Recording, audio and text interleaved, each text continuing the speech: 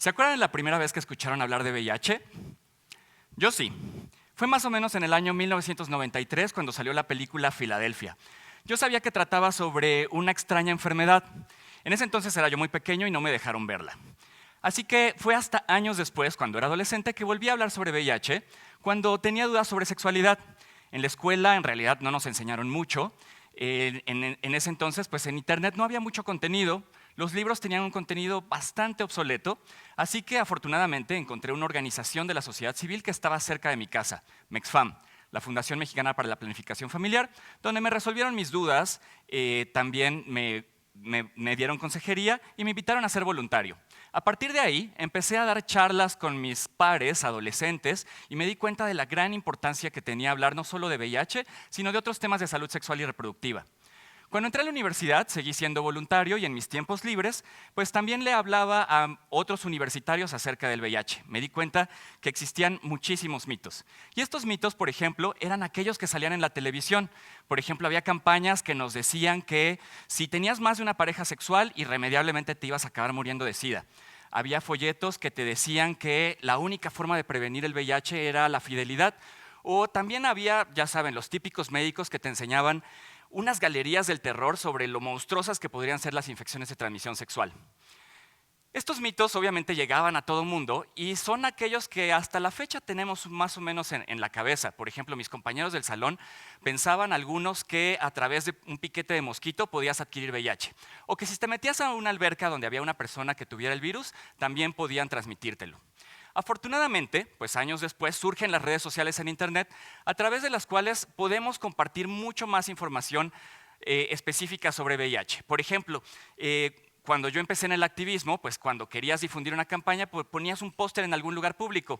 Hoy en día, pues más bien compartimos imágenes, compartimos memes, compartimos videos a través de Facebook, de Twitter, de YouTube, de Instagram y todas estas otras redes, en las cuales además nos permite encontrar, por ejemplo, la población específica a la que queremos llegar, dar mensajes mucho más claros e incluso mucho más atrevidos. Yo abrí mis redes sociales más o menos hace unos 10 años, por ahí del 2009. Abrí una cuenta de Twitter, empecé a colaborar en algunos videos de YouTube de otras personas, empecé a escribir también algunos artículos en páginas específicas dirigidas a la población LGBT. Y de esta forma me di cuenta de la importancia de que podía llegar a mucho más gente con mis mensajes. Algo que también me di cuenta es que las redes sociales, así como pueden ser muy positivas, muchas veces también pueden ser muy negativas. Y esto tiene que ver con las famosas fake news. Las noticias falsas relacionadas con muchos temas, incluyendo aquellos relacionados con la salud sexual y, por supuesto, aquellos relacionados con el VIH. ¿Quién no ha recibido, por ejemplo, una cadena de WhatsApp donde dice que el condón no sirve para prevenir el VIH porque el virus es más chiquito que los poros de látex? ¿O quién no ha visto, por ejemplo, videos donde nos dicen que el SIDA no existe y que en realidad son inventos de las farmacéuticas? A ver, levanten la mano aquellas personas que están presentes en esta sala, que alguna vez hayan escuchado este mito, este mensaje de que en los cines o en los antros hay gente con jeringas llenas de sangre, con VIH, que andan picando a la gente por ahí para transmitírsela, ¿no? Bueno, pues veo que la mayoría.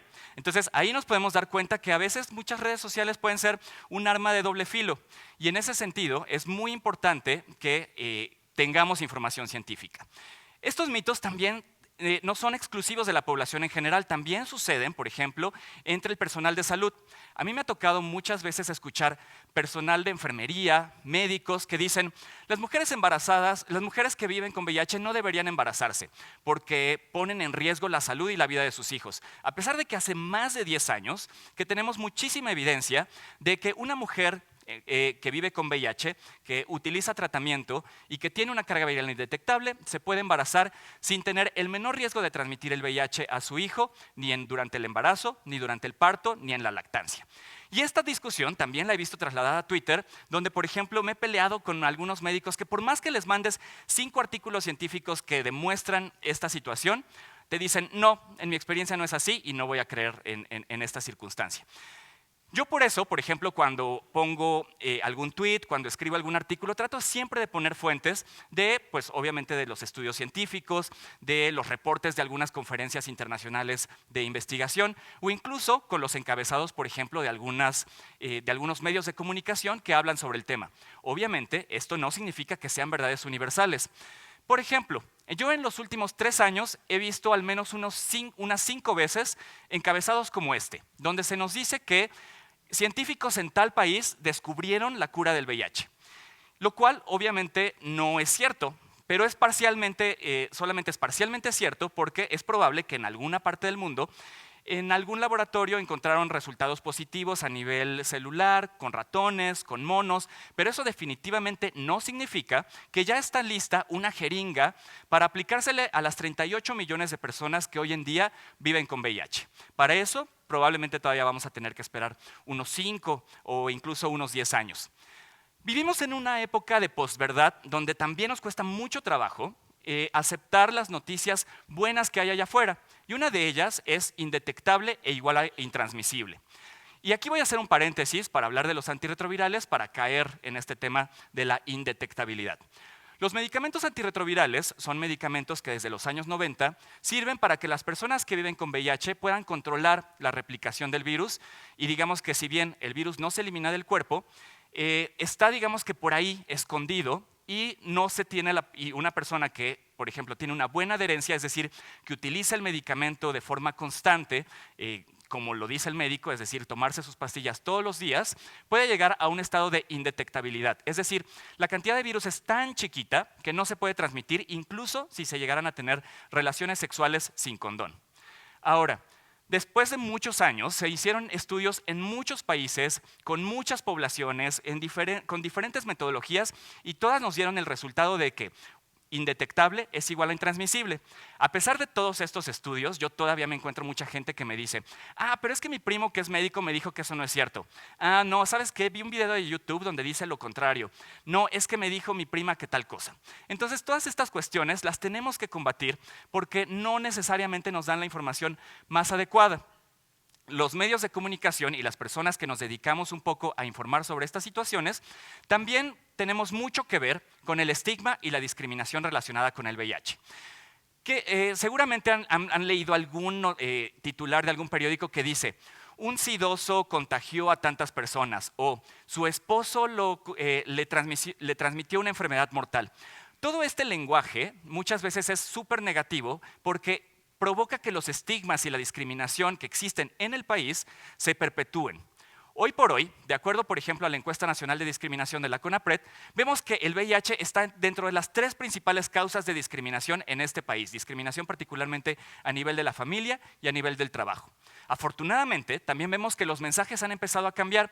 Hay muchos comunicadores, muchos medios que están utilizando un lenguaje mucho más adecuado y, por ejemplo, en mi caso me sucede que algunos amigos que son reporteros se acercan y me dicen, oye, ¿te puedo mandar una nota que escribí para que cheques si no estoy diciendo alguna barbaridad o si no estoy utilizando lenguaje que sea estigmatizante?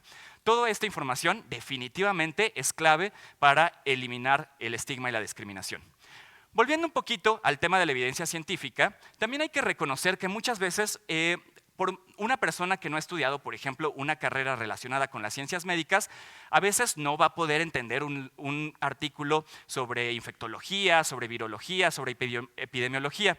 Y en mi caso, una de las razones por las cuales decidí estudiar un posgrado en salud pública fue, además por supuesto, seguir apoyando en la respuesta a la epidemia del VIH, poder ser también una especie de traductor y de divulgador del conocimiento para que más gente pudiera acceder a las cosas más novedosas, no solamente en materia de VIH, sino incluso en otro tipo de materias.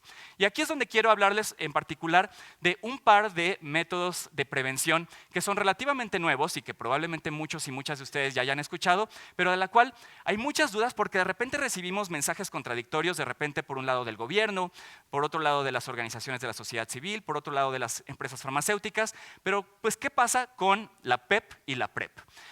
Estas son la profilaxis postexposición y la profilaxis preexposición. Y les voy a platicar un poquito de qué se tratan. Ambos son tratamientos que ayudan a la prevención y que se basan también en medicamentos antirretrovirales. En el caso de la PEP, es una especie de pastilla anticonceptiva de emergencia que se tiene que empezar a utilizar dentro de las 72 horas posteriores a haber tenido una relación sexual de riesgo. Esto permite que en el caso de que, por ejemplo, yo haya sido víctima de violencia sexual, o en el caso del personal de salud que hayamos tenido algún contacto con alguna jeringa en el hospital, podamos utilizar este tratamiento durante un mes y de esta forma reducir significativamente el riesgo de adquirir VIH. Por otro lado está la PrEP, que es un método que incluso se habla mucho más y que en algunos países ya está provocando cambios enormes en la epidemia, como es el caso, por ejemplo, de Estados Unidos o es el caso de algunos países europeos. La PrEP es un medicamento que se puede utilizar por parte de las personas que están en mayor riesgo a adquirir VIH o que pertenecen a las poblaciones clave y que se puede utilizar de manera indefinida, sea por algunos meses o por algunos años, y de esta forma digamos que se crea una especie de barrera protectora en el cuerpo que no permite que el virus entre a nuestro organismo. Ahora, esto no es tan sencillo, no son aspirinas. Hay que hacerse una serie de pruebas antes de poderlo utilizar. Es un medicamento pues, que es más o menos caro y que en el caso de México no está ampliamente disponible. De hecho, solamente existe a través de algunos protocolos de investigación en algunas ciudades como esta, la Ciudad de México y en Guadalajara. Ahora, la PEP y la PrEP no funcionan por sí solas, ¿no? Tiene que haber un paquete digamos que integral de prevención que nos permita modificar nuestros comportamientos, pero también tiene que existir medidas estructurales que permitan disminuir nuestra vulnerabilidad al VIH, poder tomar, por ejemplo, decisiones sobre nuestro cuerpo. Y también no hay que olvidar que el gran campeón de la prevención durante los 35 años de epidemia que llevamos en México han sido los condones.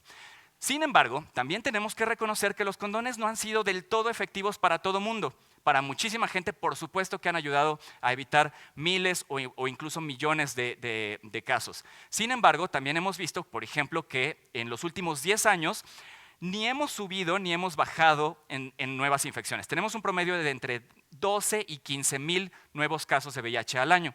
Esto nos dice que no podemos seguir haciendo las mismas cosas de siempre. Es decir, no podemos confiar solamente en los condones, sino que tenemos que confiar en el tratamiento como prevención, es decir, la indetectabilidad, y tenemos que confiar también en las nuevas tecnologías como la PEP y la PrEP, pero también en otro tipo de intervenciones como es, por ejemplo, la educación integral en sexualidad para los adolescentes y niños, o disminuir la violencia de género y la violencia homotransfóbica que nos hace que tengamos mucho mayor vulnerabilidad al VIH. Dentro de algunos años es probable que tengamos una vacuna que prevenga el VIH o incluso una cura que ayude a que las personas que ya viven con el virus puedan eliminarlo de su cuerpo. Pero en lo que esto pasa, tenemos que seguir confiando en la información basada en evidencias científicas. Tenemos que volvernos todos y todas aliadas de la lucha y de la respuesta. ¿Y esto cómo lo podemos hacer? Por ejemplo, compartiendo en nuestras redes sociales videos, campañas, haciendo algunas acciones como las que están haciendo diversos medios como Soy Homosensual, como Escándala, como Pepe y Teo, que han abierto sus puertas para hablar de estos temas porque son muy importantes para nuestra comunidad. Una de las cosas que para mí ha sido, por ejemplo, muy reconfortante de participar en estos espacios de las redes sociales y de los videos, es que a veces, por ejemplo, al final de un evento o en algún espacio público, se me acerca alguien que no conozco y me dice, oye, gracias a un tuit que pusiste me enteré que existía la profilaxis postexposición en un momento de emergencia en que la necesitaba. O alguien más que me ha dicho, por ejemplo, oye, gracias a un artículo que leí, que escribiste, me animé a hacerme la prueba de VIH. U otra persona que de repente me dice, oye, te vi en tal video y gracias a eso supe que existe una vacuna para el VPH. De hecho, hace apenas unos días me pasó en una fiesta que se acercó un chico y me dice, oye, tú no me conoces, pero hace algunos años yo descubrí que vivía con VIH y me quería morir. Pero te escribí por Twitter y tú me respondiste sin saber quién era y me dijiste que me tranquilizara, me dijiste cómo acceder al tratamiento y gracias a esto sigo vivo, me siento sano y estoy muy bien, mírame. Este tipo de cosas para mí son súper importantes porque son las que me dicen que todo el esfuerzo que estamos haciendo vale la pena. No solamente yo, sino muchas organizaciones de la sociedad civil que están presentes aquí acompañándonos esta noche.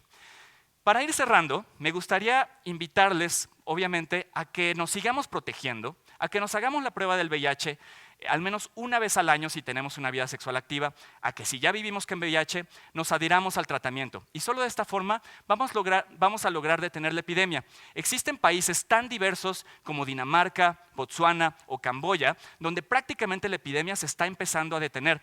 Y esto tiene que ver con la voluntad política, los recursos económicos, que se están implementando las estrategias adecuadas, pero además que se están involucrando a las comunidades más afectadas por el VIH, que en el caso de México y la mayoría de los países de América Latina somos las mujeres trans, las personas que se dedican al trabajo sexual y los hombres gays y los hombres bisexuales. Todas nuestras comunidades, incluyendo la población en general, tenemos que unirnos y yo creo que en México lo podemos lograr. Yo sí creo que en México podemos hacer que para el año 2030 no haya nuevos casos de VIH, no haya muertes relacionadas con el SIDA y también acabemos con el estigma y la discriminación. Muchas gracias.